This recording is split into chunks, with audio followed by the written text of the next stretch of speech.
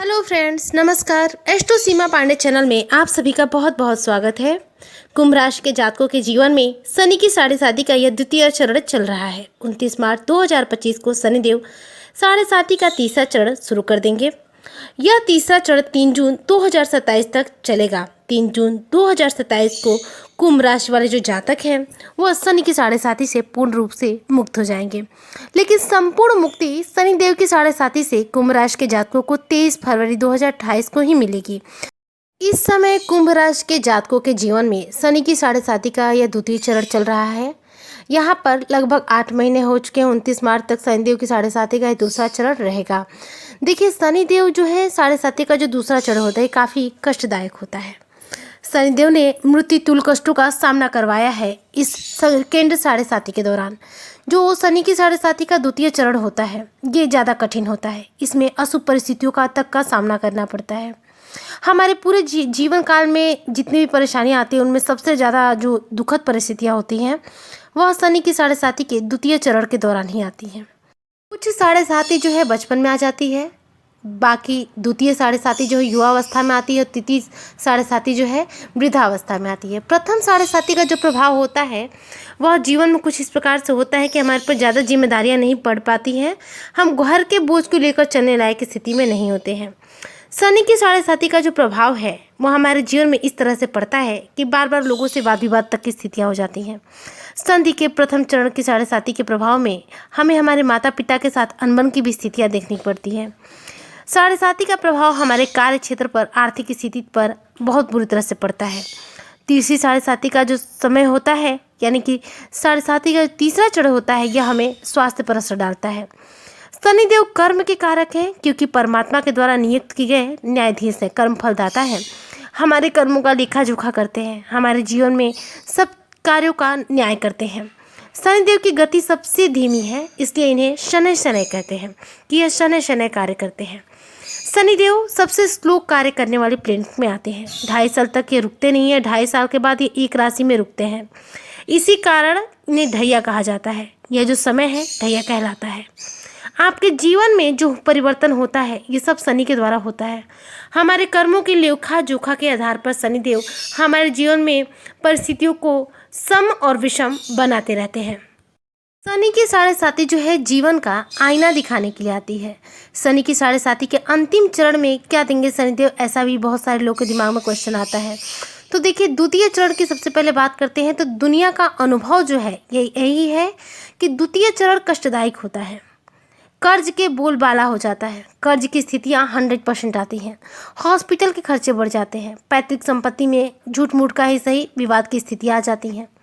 अपने आप आगे बढ़ने की कितनी भी कोशिश करें आप आगे नहीं बढ़ पाते हैं। आप 12 महीने अगर अच्छे से चल रहे हैं, दूसरा वर्ष खराब हो जाए तो आप एक कदम पीछे हो जाते हैं। बिल्कुल यही स्थिति हो जाती है शनि की साढ़े साती के द्वितीय चरण के दौरान। यह स्थिति सबसे ज़्यादा खराब मानी जाती है। इस स्थिति के दौरान कोर्ट कचहरी के चक्कर बेवजह के लग जाते हैं। धन का जहाँ निवेश किया हो, प्रॉपर्टी जहाँ पर हो, वहाँ पर कोई ना कोई वाद विवाद की स्थिति आ जाएगी। कर्ज के बोझ तले व्यक्ति जो है दब जाता है, फंस जाता है। शनि की कृपा आपको होगी 29 मार्च 2025 को, जब शनि की साढ़े साती का तीसरा चरण शुरू होगा। तीसरा चरण यानी कि बेहद शुभ समय। तीसरे चरण से हमारी समस्याएं जो है बेहद कम होना शुरू हो जाती हैं और जीवन में अच्छे समय की धीरे धीरे करके शुरुआत आती है। जैसा कि मैंने आपको बतलाया, शनि जो भी करते हैं धीरे करते हैं। इनके द्वारा हमें जीवन में संपन्नता मिलेगी तो भी धीरे धीरे मिलेगी, जीवन में कष्ट आएंगे तो वो भी धीरे धीरे आएंगे। एकदम से ये कुछ भी नहीं करते क्योंकि ये स्लो कार्य करने वाले प्लेनेट हैं, यानी कि धीमे कार्य करने वाले ग्रह हैं। शनि अपनी प्रिय राशि कुंभ राशि में चल रहे हैं। कुंभ राशि के जातकों के लग्न भाव में यह सस नामक राजयोग का निर्माण भी कर रहे हैं। यह राजयोग इनके जीवन में अच्छा खासा लाभ दिला रहा है। यहाँ पर शनिदेव की साढ़े साती का अशुभ प्रभाव आपके जीवन में ज़्यादा देखने को भी नहीं मिल रहा। इसके विपरीत शनिदेव की स्थिति जो है जन्म कुंडली में अशुभ होगी, शनिदेव नीच होंगे।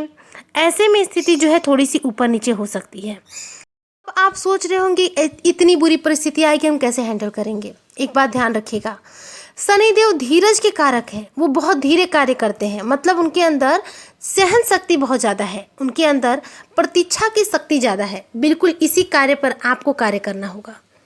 धैर्य के साथ अपने जीवन में हर निर्णय को लीजिएगा, धैर्य के साथ हर कार्य को कीजिएगा तो आपको सफलता मिलेगी।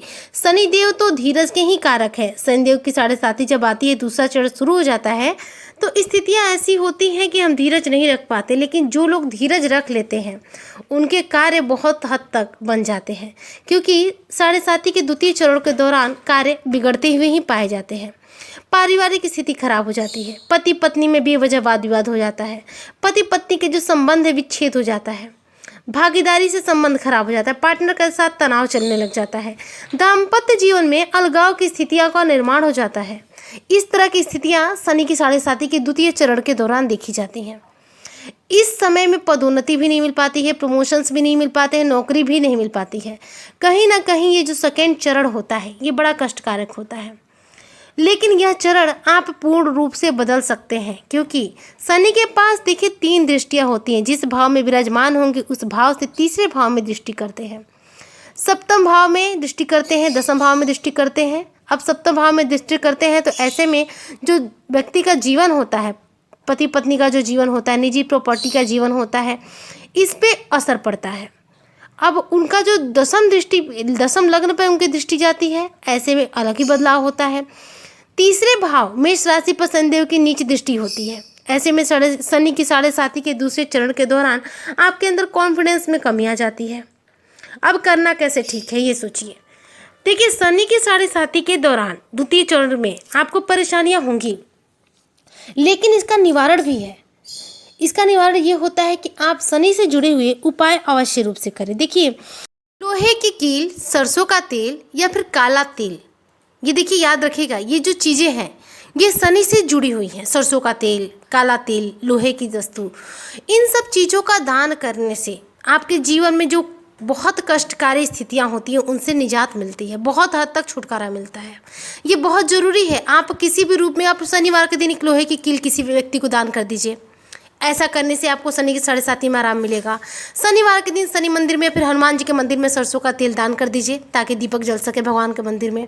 ऐसा करने से शनि की 7.5 में आपको आराम मिलेगा। इसके अलावा शनिवार के दिन 100% हनुमान मंदिर जाइए या फिर शनि मंदिर जाइए। शनि मंदिर सब जगह नहीं होते, ऐसे में हनुमान मंदिर अवश्य रूप से जाइए और रोजाना आदत डाल लीजिए।